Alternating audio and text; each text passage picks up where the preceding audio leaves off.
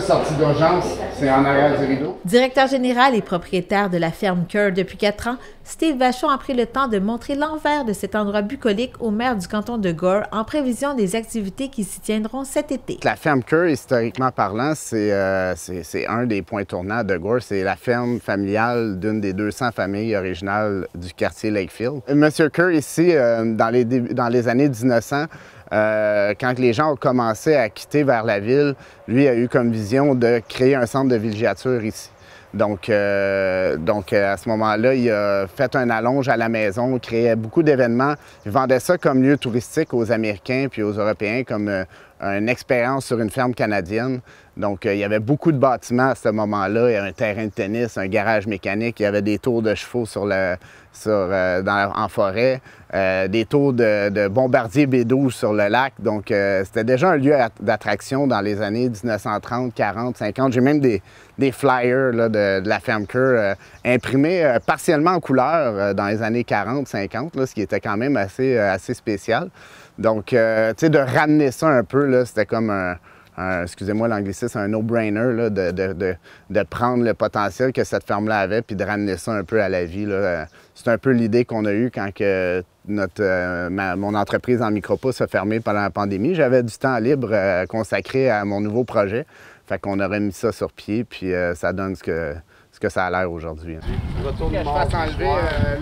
Scott Pierce a mandaté la coordonnatrice aux loisirs et à la vie communautaire du canton de Gore pour rendre la ferme Kerr un lieu incontournable. Chloé est là-dessus 24 heures par jour pour aider Steve, puis tout le conseil appuie ça. Depuis le début, on voulait trouver une façon de l'encourager. C'est un chic type avec des bonnes valeurs, puis il y a des bonnes idées.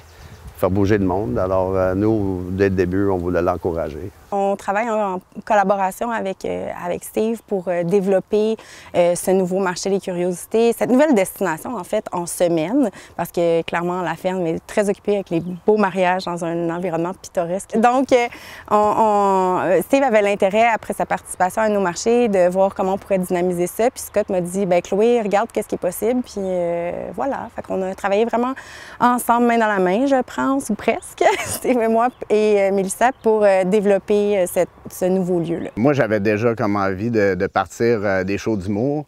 On a aussi un marché, moi, comme producteur local, je voulais donner une plateforme aux producteurs locaux, aux artisans locaux.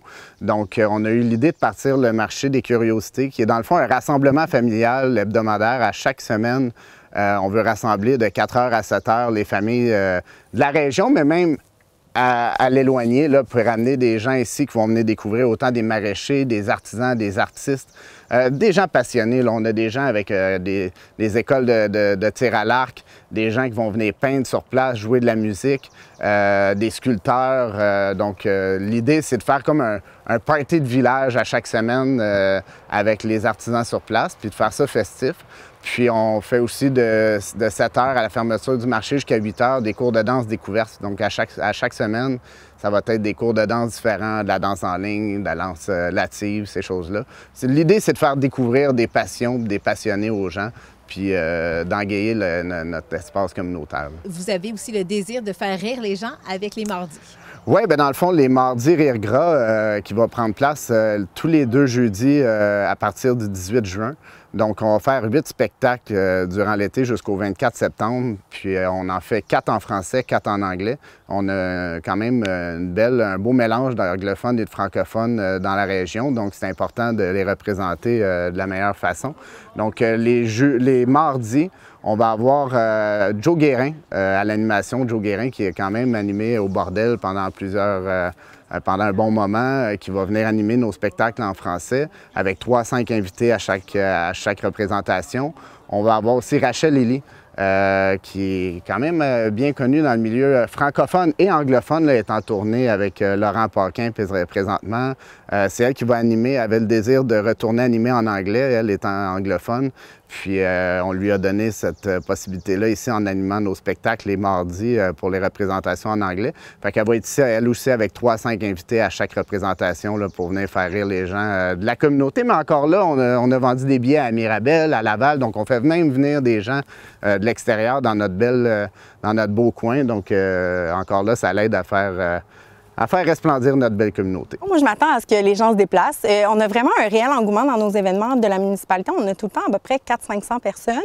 Fait que je m'attends au moins à ce qu'ils se déplacent jusqu'à la ferme Cœur. C'est un déplacement qui se fait facilement. Il est tout près de la 329 sur le chemin Cœur. Fait que c'est une destination qui est vraiment facile d'accès, facile de se stationner. Je m'attends à ce que les Gorgeous me fassent honneur et se présentent. Notre petit centre communautaire est déjà loué 45 fois par mois. Alors, il y a toutes sortes de choses, du tai chi, du yoga. On a des concerts cette année, 11 concerts, et ça s'ajoute à ça. C'est pour avoir des choses agréables pour la population, puis encourager les autres de venir nous visiter chez nous. On cherche encore un promoteur. On aimerait savoir certaines business, comme un marché général, des choses de même. Alors, pour nous, c'est de montrer qu'on est ouvert à travailler avec les entrepreneurs pour améliorer les qualités de vie de nos citoyens, comme toujours. C'est un peu ça l'idée, de faire partie de Gore qui veut devenir une plateforme pour des événements culturels. Bien, je pense qu'à la Ferme Cœur, on peut venir épauler ça avec notre endroit qui est historiquement assez plaisant là, à visiter, puis assez différent de ce qu'on voit en général. Ça va résonner, là, Pour obtenir plus d'informations sur cet emplacement, visitez leur site Internet à fermecœur.com.